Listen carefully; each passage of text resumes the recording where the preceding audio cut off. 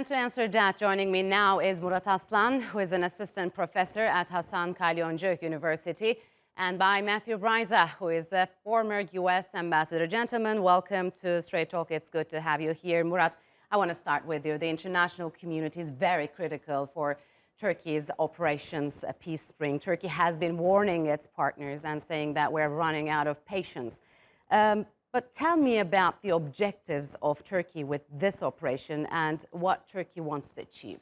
Actually, the objective of this operation has clearly announced by President Erdogan, and it's the same as the ones that was announced in the previous operations in Syria. The clear one is, first, the border security, because Turkey is concerned with the border security. We know that there are attacks emanating from the south part of the border. And the second one is countering terrorism over there. Turkey does not want to see any kind of terror formation in Syria that could be territorialized and also be a de facto state in future. And finally, humanitarian aspect. We know that Turkey is keen to send back the Syrians to this part of Syria by establishing a kind of secure zone and also building up states and also an economy maybe in terms of restructuring activities. But unfortunately, Turkey's allies don't seem to be believing in this safe zone. I want to turn to Matthew. There is a huge reaction, Matthew, to Turkey's operation. Why do you think its allies do not understand Turkey's security concerns? What's the reason behind that? I think you were just getting to it a moment ago. I think that Turkey's allies just don't believe that the objectives truly are the ones articulated by President Erdogan. And it may be simply because they've seen such terrible tragedy and brutality in Syria that they've come to expect terrible things to happen. But I find it hard to accept as formerly a representative of one of NATO's leading countries that the alliance is not taking Turkey's stated objectives at face value, particularly when we look back and see how Turkey behaved and the Turkish military behaved in Operation Olive Branch, both operations, in fact, since 2016, where unlike the assault on Raqqa or Aleppo or Damascus, the Turkish side did not wholesalely destroy the buildings. And in fact, people have been able to return to Afrin. I think that story, that good news story, just is not so well known in the West, in Washington and in European capitals. And I think there simply is an assumption that if Turkey's doing it, there must be something wrong with it because people are angry about the S-400s and then President Erdogan in general. And so I think there's just a lack of understanding, or put it a different way, ignorance in the West. Okay. On the other hand, we've been reading reports about US Senator Lindsey Graham. He was apparently pranked by two Russians posing as the Turkish Defense Minister Hulusi Akar. He said some damning things. Let's have a listen. Your YPG Kurdish problem is a real problem.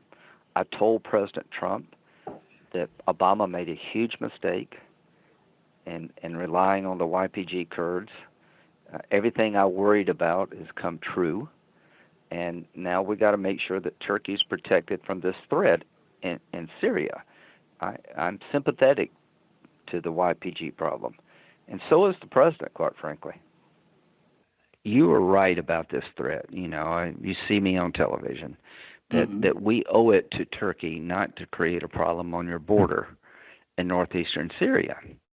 Yes, during the phone call, he was accommodating Turkey's concerns, but on publicly, he talks the opposite lately. Matthew, I want to ask this to you. Can you talk about the evolution of Lindsey Graham and what does this tell us about the U.S. politics?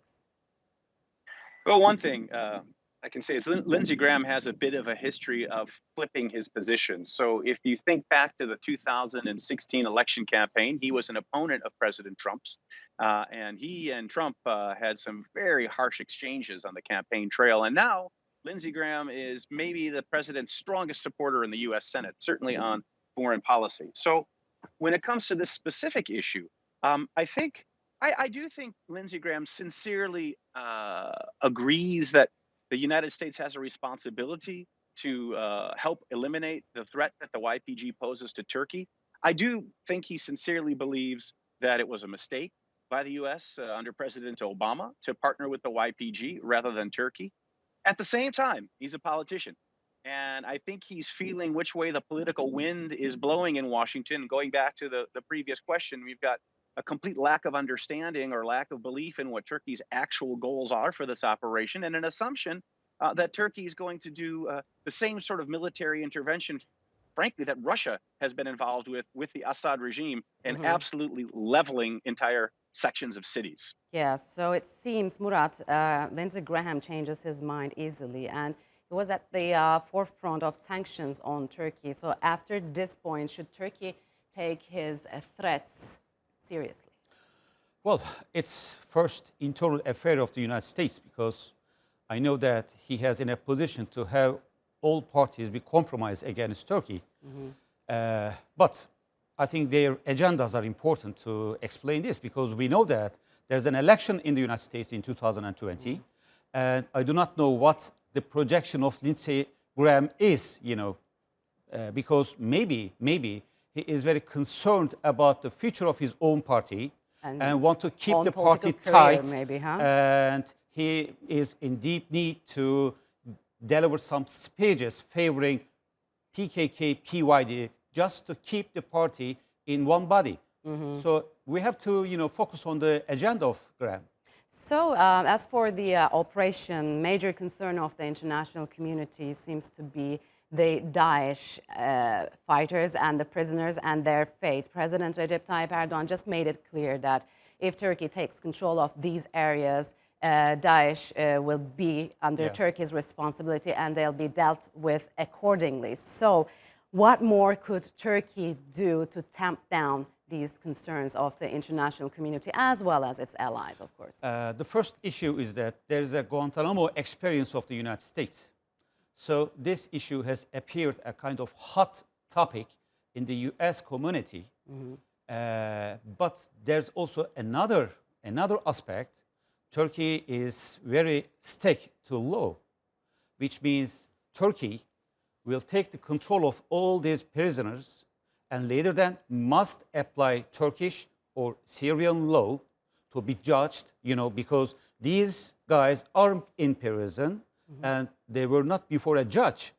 So other than that, we know that international law is very important. So it's a matter of not only political decision, but also it has a judicial aspect. So, Matthew, I want to get back to you. We know that Turkey neutralized more than 3,000 Daesh fighters, and it is one of the countries which got struck by Daesh attacks, unfortunately. Like just 4 years ago, there was an attack in Ankara which killed 109 Turkish citizens, which was the highest number of people killed in Turkey's modern history. So that's very important. So do you think, isn't it in the interest of those countries that Daesh is dealt with a state like Turkey instead of a terror organization like the YPG?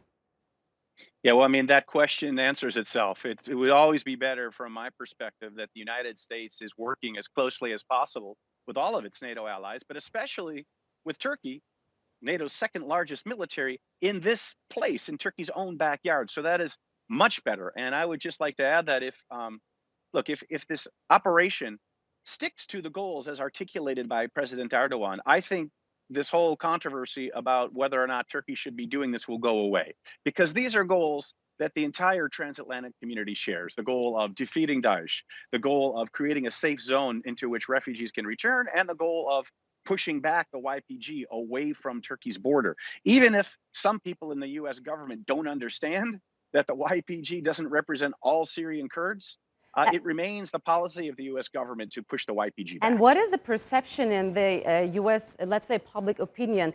Do you believe that YPG is fighting Daesh for the United States or for Europe or for world, or it is fighting it for its own political entities?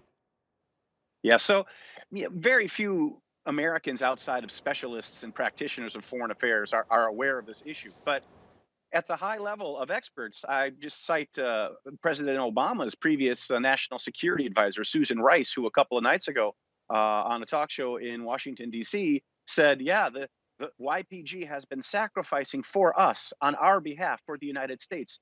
I think that is ridiculous. The YPG is fighting for itself. Its goal is to establish a Marxist-Leninist state in northeast Syria Yes. that adheres to the cultish ideology of the PKK.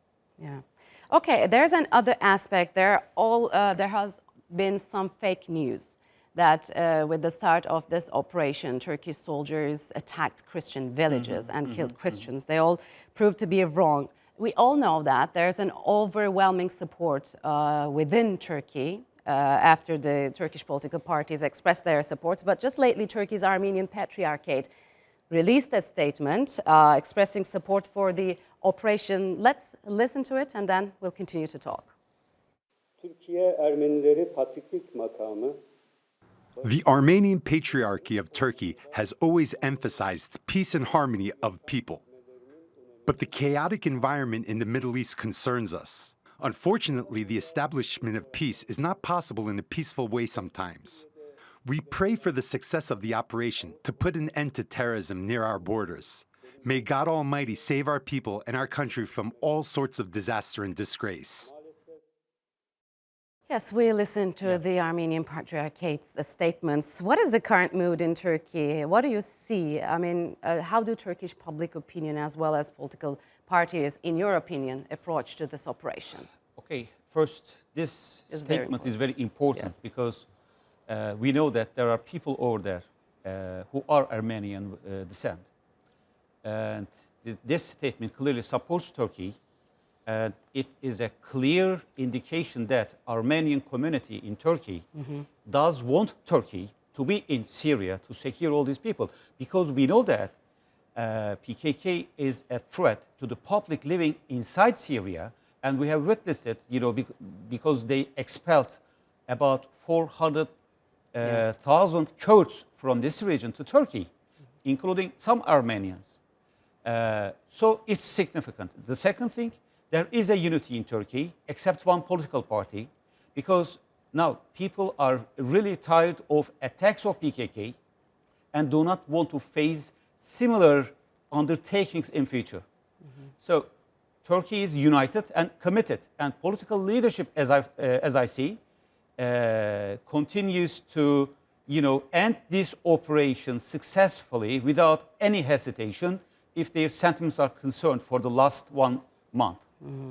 Okay, I think we're out of time. Operation Peace Spring will be continuing, I believe, and we'll be watching the developments as they unfold. Matthew and Murat, thank you very much for joining me on Straight Talk.